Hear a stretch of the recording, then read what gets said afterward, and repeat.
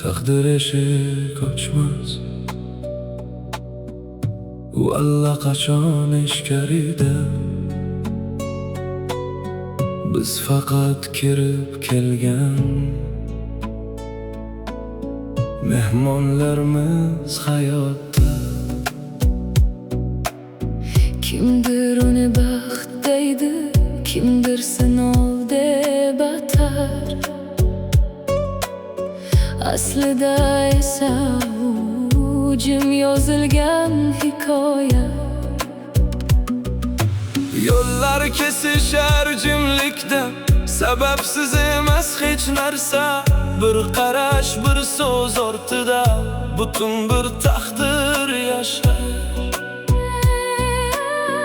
Biz tasodif deymiz, lekin u reja bo'ladi. Ko'rinmas qo'l har lahzada bizni yo'lga soladi.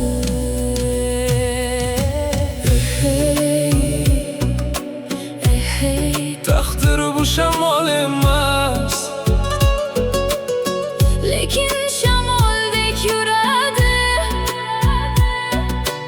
uni ushlay olmaysan, Lekin u seni olib boradi.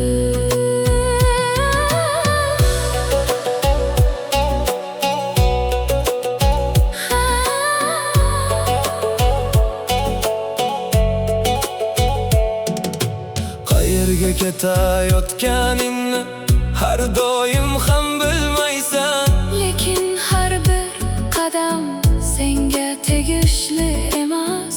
Yo'qotish ham yozilgan, Topish ham yozilgan. hatto sukut ichidagi Og'riq ham belgilangan. biz qarshilik qilamiz, Lekin oqim kuchliroq, daryo yo'lini hech qachon unutmaydi. agar hamma narsani o'zgartira olsam ham Taqdirning ichidagi o'zimni o'zgartira olmasdim. Chunki men tanlov emas, tanlov ichidagi nafasman. men hikoyaning egasi emas, Bir sahifasiman.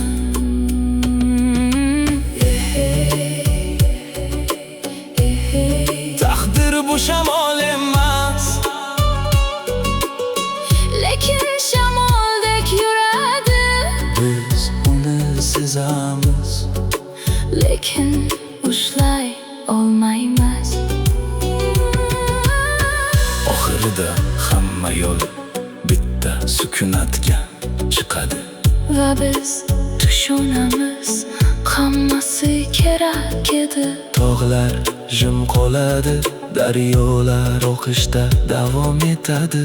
Inson esa faqat tushunishga yaqinlashadi.